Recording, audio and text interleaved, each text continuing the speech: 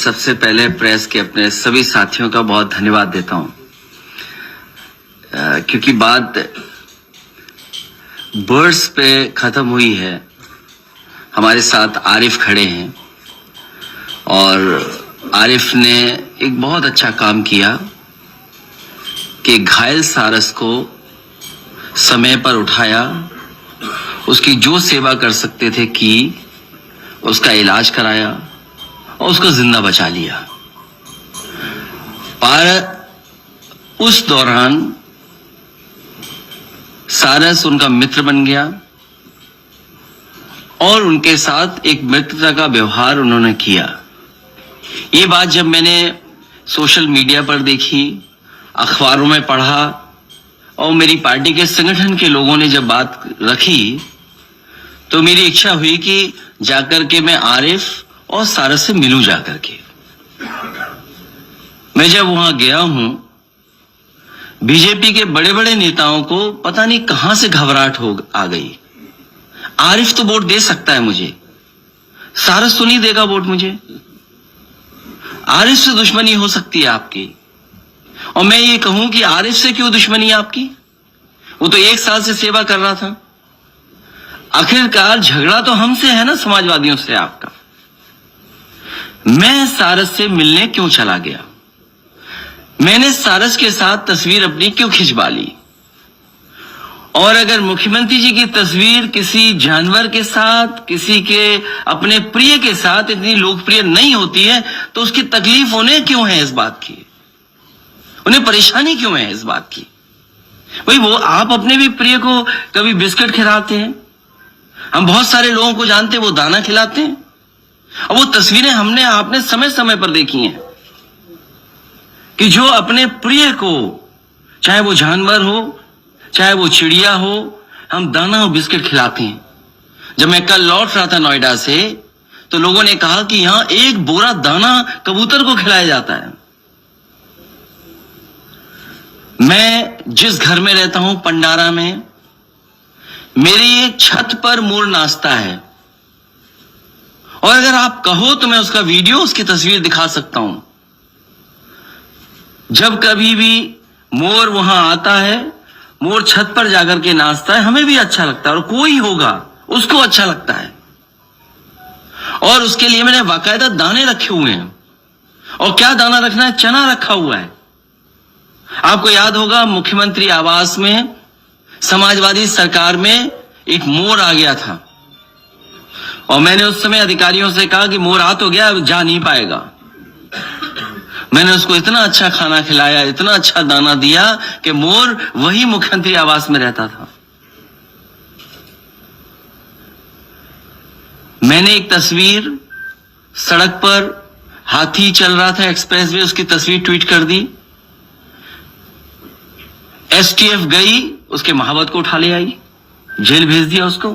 ठीक बात है, कानून है कि आप हाथी नहीं रख सकते हैं, उसका सुप्रीम कोर्ट की गाइडलाइंस हैं कि आप किसी को नहीं रख सकते हैं, और समय समय पर सरकार ने लाइसेंस भी कैंसिल किए हैं, और जिनके पास अगर हाथी था तो उन्हें वापस सरकार को करना पड़ा।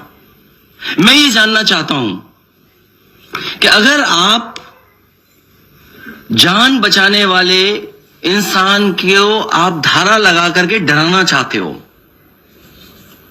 आरिफ को आप डराना चाहते हो, यही वन विभाग के अधिकारी उस समय कहां थे जब जो 2019 में एक महावत की हाथी ने हत्या की? महावत की हत्या हुई हाथी से, क्योंकि मुख्यमंत्री जी का वो पड़ोसी था, उनकी स्वजाति का था, इसलिए वन विभाग सो गया। वन विभाग ने कोई कार्रवाई नहीं की। उसके बाद अभी 2023 में उसी हाथी ने 3 लोगों की जान ले ली। सरकार पैसा दे रही है, सोचिए आप, क्योंकि मुख्यमंत्री जी का स्वजाति है, वो मुख्यमंत्री का पड़ोसी है, वो हाथी से जान ले रहा है, तो आप उसको सरकार से 5 लाख की मदद कर रहे हैं आप। मैं जानना चाहता हूं विभाग के लोग कहां हैं, और दबी जवान में ये विभाग के लोग हमें भी समझाने की कोशिश करते हैं। मैं उनसे जानना चाहता हूं, line safari, animal safari Etawah में बनी थी, 50 डियर और एंटीलोप्स एक लेपर्ड खा गया। मैंने उस समय के प्रमुख सचिव, डिप्टी सीएम, मंत्री से कहा, तब जाकर के लेपर्ड पकड़ा गया। बताओ किसकी जिम्मेदारी थी? अगर 50 डियर वहां खा गए एंटीलोप, आपने क्या कार्रवाई की?